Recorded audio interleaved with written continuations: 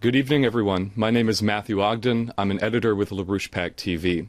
You're joining us for our regular Friday night live broadcast over this website featuring Mr. Lyndon LaRouche. Today is December 7th, and of course, on this day we observe a solemn anniversary. On December 7th, 1941, the Japanese bombed Pearl Harbor, bringing the United States into the Second World War.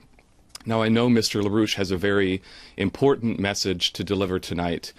Quickly, before we begin, the format will be the same as what we've followed before. After Mr. LaRouche's opening remarks, we will have a discussion period. Joining us today in the studio are Jason Ross and also Dennis Mason, who is an editor, a fellow editor with LPAC TV. And thank you, gentlemen, for joining us. So without further introduction, I give you Mr. Lyndon LaRouche.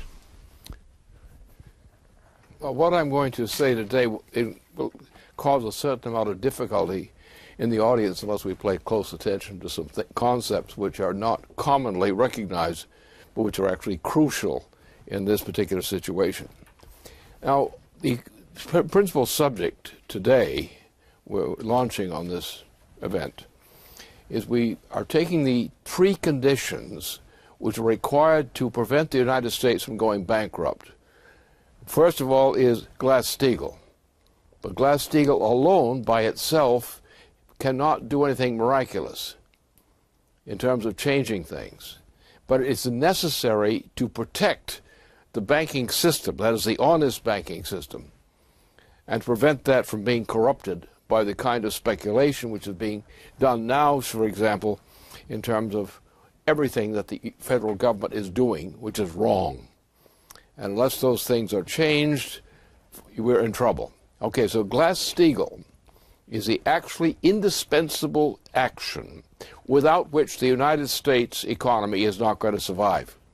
And by non-surviving, I mean something relatively immediate. The whole system is now going into the breaking point of hectic irrationality, in which it goes, everything becomes chaotic. And this is the bailout point, which corresponds to what happened to Germany in 1923, in October approximately of 1923, where everything went bankrupt. That's where we are. Now, but however, as I say, Glass-Steagall is indispensable, but it does not contain a cure. It contains a preventive of gambling. But it nonetheless is necessary. But here's where the problem comes in. We're going to be operating on the basis not of the present system. That is, if the United States is going to survive, if the U.S. economy is not going to disintegrate entirely, what's going to have to happen relatively immediately now is the installation of a credit system as the basis for actually creating the potential growth of the U.S. economy that is an inflation-free form of growth, or hyperinflation-free form of growth, as the matter is now. Now, most people don't understand that because they think of this. They think of that money placed in a bank, or the denomination of money placed in a bank or some other kind of institution, represents credit, the basis for credit. It does not. Does not. The credit system is based on the growth of per capita wealth per person in society, or household for society. And that's very poorly understood, because the assumption that's made by all the people who are incompetent ever since they were swallowed by something happened years ago, decades ago, is they assume that money deposited in a bank or attributed to be posed in a bank represents value. It does not.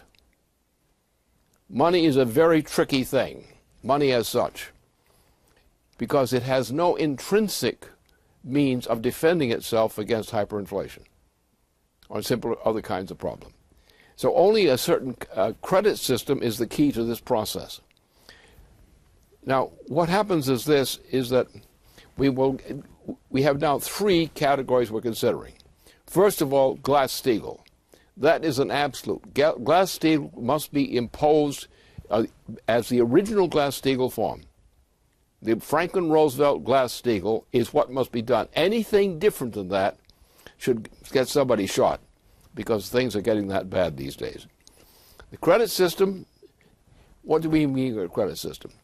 That the federal government organizes a system under which credit is uttered, and the anticipation is that is a time factor, that if we assign a certain value to something as credit, we must assume that by the time that credit has been collected or realized, that there will be growth in the value of the product and growth in the value of the credit itself. This can be interpreted various ways. It means that things become cheaper, and therefore you have a gain, which is margin for profit, because things became cheaper through productivity, for example, is that kind of method.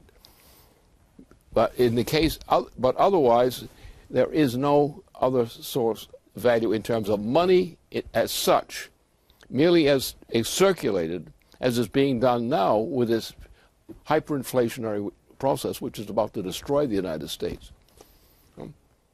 That cannot be tolerated. So therefore, the value lies in what? It lies in physical values per capita.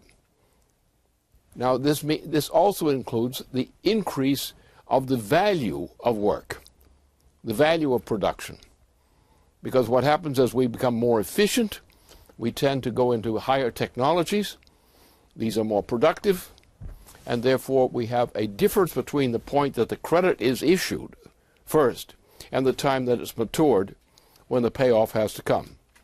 So the assumption is that an increase in productivity in two ways, either in terms of the absolute productivity or the combination of an increase in productivity and also an increase in decrease in the relative cost of the same item. We become more efficient, we can produce the same thing more cheaply. That's another source. But the point is that the key thing to the whole system is that you must realize that there must be an increase in the physical productive powers of labor as expressed in terms of net production, that must occur. And that's the basis of the credit system. That's where the question of determination of value lies. In other words, if you want a stable system, you've got to have growth, physical growth, or improvement in the efficiency of physical growth. So therefore, what you have is, by advancing credit, as if you were loaning money, that this money must increase in value. Well, the money doesn't actually increase in value. What increases in value, the cost of the product decreases in value, in terms of relative value. And that's the basis of credit. Credit does not lie in letting money sit in the bank. It must do something. It must change its character. It must be more efficient, or it must be more enriching. It means technological progress. It means higher rates of energy flux density, which is an essential part of this. People are more skilled. They do a job which is a more skilled job. They produce more value with the same amount of nominal labor. That's the system. We must generate growth. We must increase the productive powers of labor. We must advance technology. Absolutely. We must increase the energy flux density of the system flowing through the entire system. So all the myths which Republicans and Democrats alike believe in with a kind of religious, or should we say satanic, passion is wrong. The generation of credit as real credit occurs only by the increase of the productive powers of labor as measured in physical terms. This means the physical terms in the sense that people who are doing the same thing do it more efficiently, or do it at higher technology, with greater, for example, the increase of energy flux density in terms of higher density of power per capita. All these factors are factors which can lead to the creation of credit potential, on which real credit is based. So the basic reform, first of all, is that the generation of credit is associated with the credit system, not with the simple Glass-Steagall system as such. Therefore, the Glass-Steagall system's function is to give us a fixed reference point for which to make the comparisons on which growth is determined. And that is something which is not understood except for a rare few individuals in both sides of the Atlantic. And that's what the problem is. So therefore, the credit system as such, what does that mean?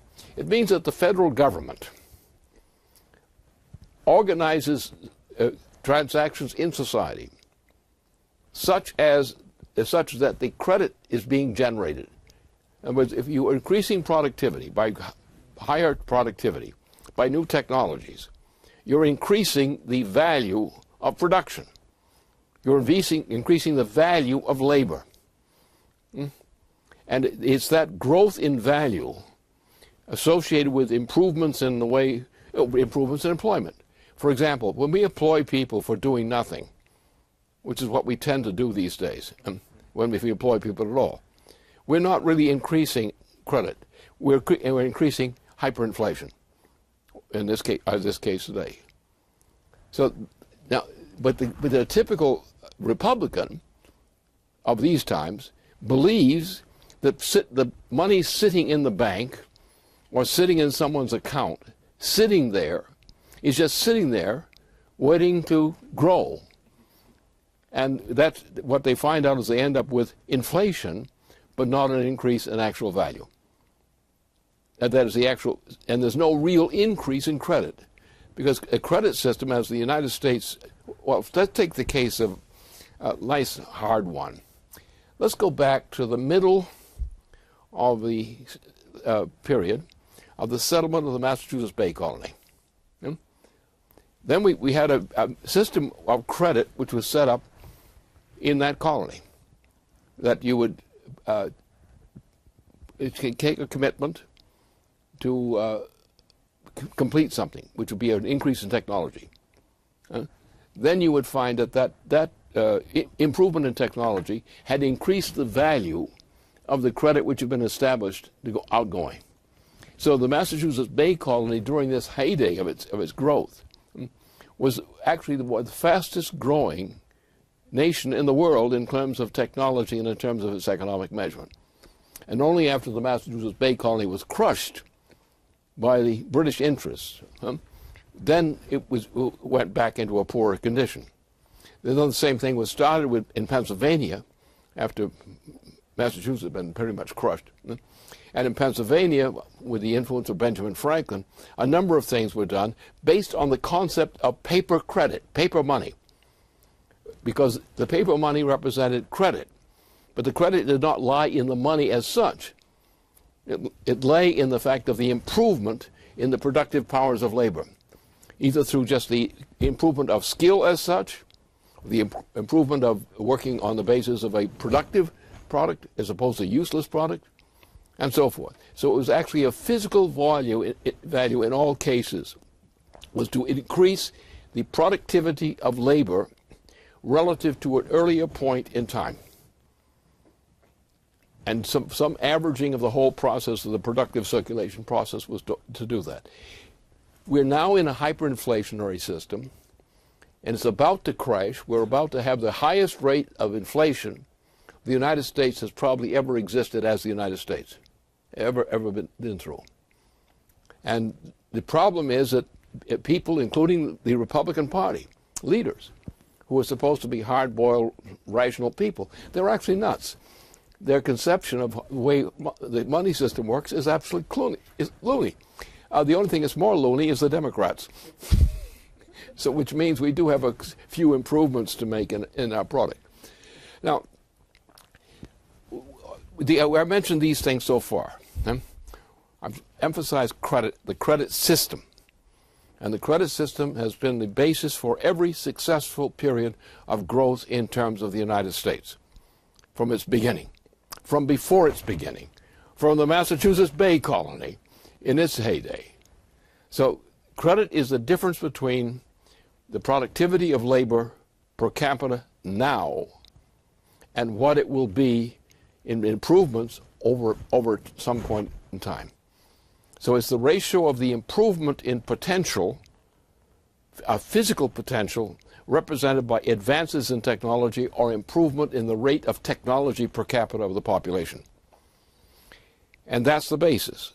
Now, we have another aspect of this thing. The credit system as such works in terms of the money system. But the money system only works when it's treated as a credit system. Then it works. But now we have, assuming, knowing that we get nothing out of Glass-Steagall in terms of gain. We don't get anything out of that as such, except to the degree we generate more credit, the realization of more credit. But in the case of the United States, we are so bankrupt as a result of what has happened, particularly since 2007, but actually earlier, much earlier. But the worst period now has been through 2007, where the takeoff occurred, leading into 2008, which led to the bailout money. So since that time, since 2007, 2008, the United States has been on the road to an increasing rate of bankruptcy. And the result of that is a corresponding increasing rate of hyperinflation. So therefore, what we have to do is we have a lot of labor we can't employ right now under present conditions. The banking system does not have the capital to bring this labor or the production into being as such. So therefore, we have to find some projects which we're going to give credit to from the federal government. Now, new federal credit is going to be supplied to these projects. These projects will employ some millions, actually, of people. One would be NWAPA. NWAPA is essential not only because it does generate a lot of true value and growth.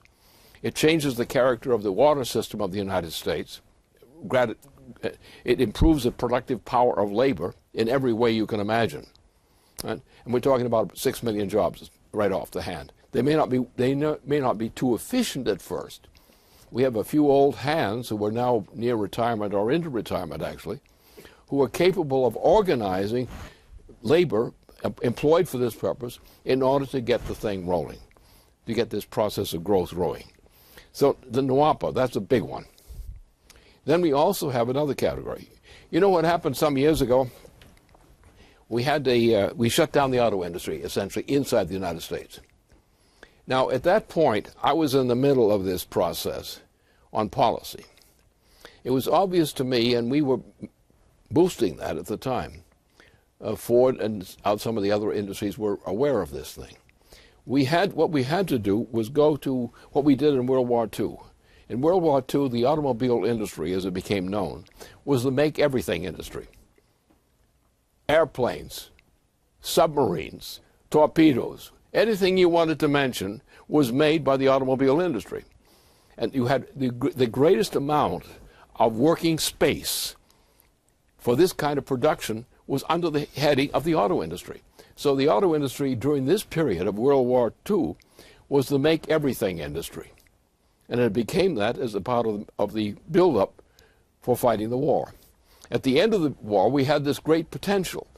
But what had happened is you had a terrible president, Harry Truman, or whatever you want to call him. And this creep destroyed pretty much everything. He got so disgusting that the citizens of the United States became disgusted with him, and they decided to dump him. Right? So we had a real president then, after getting rid of this bum.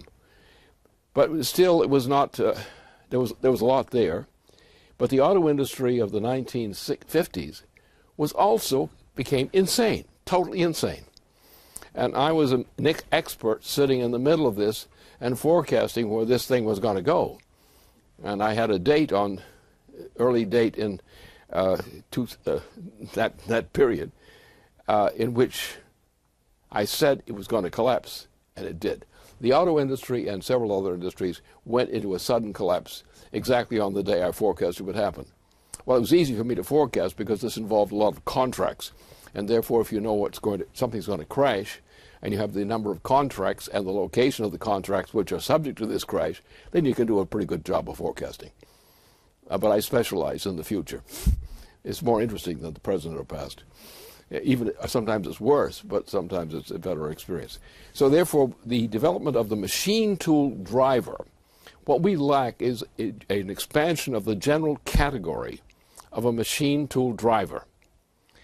And with that, which is as a supplement to or complement to what NWAPA will do as a project, means that we can immediately move into, and I say immediately move into, an end to this chaos and this insanity of the U.S. economy now. And we can move into a gradual but accelerating rate of recovery of the U.S. physical economy. Therefore, we can generate the credit on the basis of that recovery. That credit will enable us to rebuild the U.S. economy. But we have to earn our way by physical increments of real value. And that's the solution we need desperately. Now, we have a real problem in agriculture. We have deliberately, intentionally destroyed much of the U.S. agriculture. In one part, this destruction of the U.S. economy, its agricultural sector, is a failure to respond to challenges in certain parts of the country. On the other part, it's actually a deliberate process of mass murder of the population. Let me explain.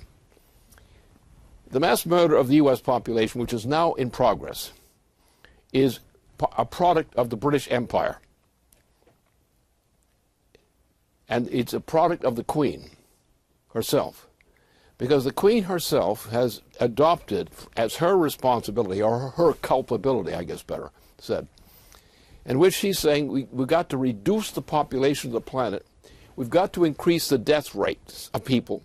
We've got to reduce the world's population from an estimated 7 billion people now rapidly to slightly more than 1 billion. And that's the genocide program. The Green program is a genocide program. The Green program means don't do anything that's going to increase productivity. Now that's a sure recipe for one of two things, either hyperinflation or mass murder, one of the two. And that's the policy of Obama. It's mass murder and hyperinflation, both. And that's going to become evident in a few weeks, if not next week. But in this immediate period, going into the next year, next calendar year, we're headed for this kind of crisis, a hyperinflationary crisis. Now, people are denying it from the press circles and so forth, the usual gossip circles, but everyone at the same time knows it. We're also headed for the threat of a thermonuclear war. And everyone who's in the military department really knows what's going on in that department, among nations, knows we're headed for a thermonuclear war unless we change our policies. And the combination of the Green policy, which is a mass murder policy, together with this threat of thermonuclear war, which is now coming down upon us, means a general threat to the human species as a whole. You're talking, as the Queen is talking, about a rapid reduction of the world's population, and mass murder is now occurring. It's accelerated greatly under Obama already. What the policies of Obama are actually policies of mass murder against the population. The canceling of health care, the eliminates the whole categories of health care, and the acceleration of the death rate by withholding medical facilities, withholding technology, withholding all kinds of defense against health problems. So that's where we are now. So we have also something else to consider. It's a very practical problem, which only a few people are paying attention to much now. And that is Mars. Now, the Mars is very important in this process, despite what some people don't know, is that the solar system, in which we're a part, is not a fixed system in a fixed position doing the same old from year to year to year. The solar system itself has a limit to its calculated existence. Within 2 billion years, the sun will go away. That's the general estimate of the trend right now. And when the sun goes away, the brightness is going to go out of the universe, right, for people. So therefore, we have to have a long-term consideration of what is happening. We're now getting an increase in the danger to mankind on Earth and elsewhere from asteroids and comets, which are becoming an increasing menace to the continued existence of mankind within the range, say, from the Mars orbit down to the Venus orbit. And this has been worked on for some time by some geniuses of the past who have understood the need to organize a defense of humanity on Earth in particular against these kinds of dangers, these kinds of threats.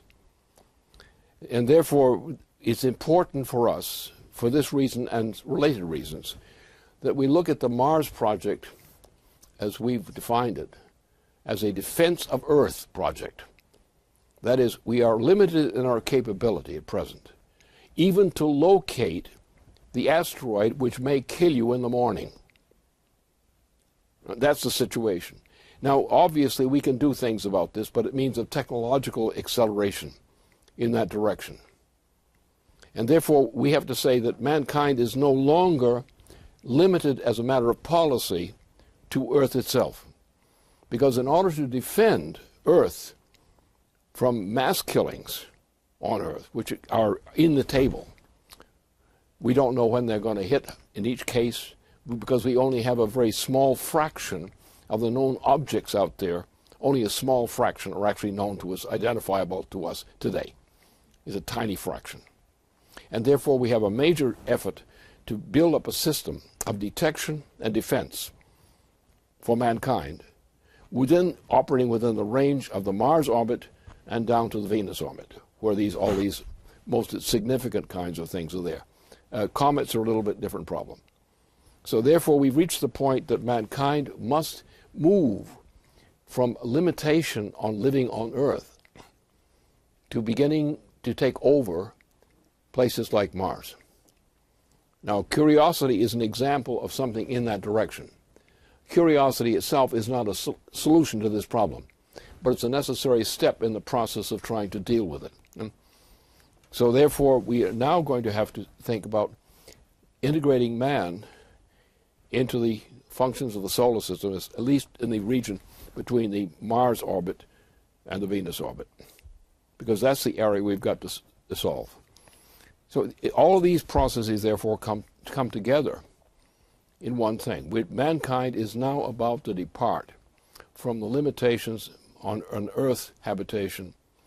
Mankind is going into the moon to develop in tunnels under the moon's surface the preparations for the mass attack on the mission of Mars.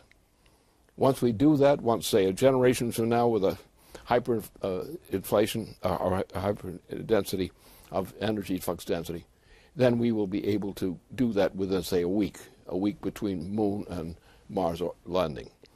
Once that reaches, mankind will have a more personally important role, direct role, in terms of this process.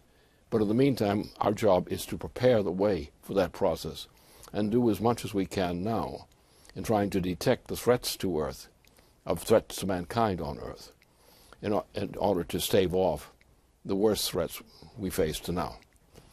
So that's the nature of our real task. We have a real task. And this tiddlywink kind of thing about we're going to fix that with this, with that scheme or other, forget it. It's nonsense. The mankind's increase of the productive powers of labor in terms of improved technology, increased energy flux density. Everything about mankind's survival means energy flux density increases. That means higher in density.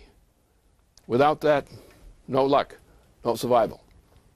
So mankind has to change its policy, dump the green policy, which is presently the greatest single threat to humanity. That's a killer. And we have to understand that it is the increase of man's intelligence. We mean also scientific intelligence, the ability to create, the ability to generate higher energy flux densities per capita and per square kilometer of territory. These are the standards on which credit is generated. It's to increase the population of the planet. Increase it. Stop this killing people. Increase it. because we need more work done. We need also increases of the energy flux density of the work being done. These are absolute necessities for us.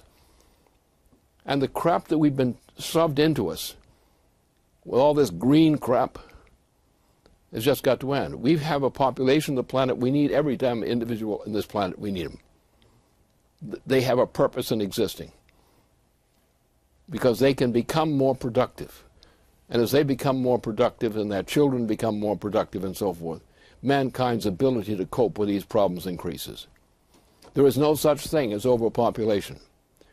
There's undermentation. And that's what the problem is. So these are the considerations. You have to think of not of money as something of fixed value. You walk in with this money. I got my money, Right? This is my money. I'm going to spend it the way I want to. You don't get any of my money. That kind of thing. The Andrew Jackson kind of nonsense. Right? So the point is we need every human being. We need them to live longer and better. We need them to become more creative. We need to have their children better educated and developed. We need an increase of the potential productivity of the human force per capita per square kilometer.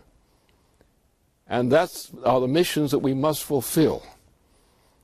There are many things we don't know yet, but these things we do know.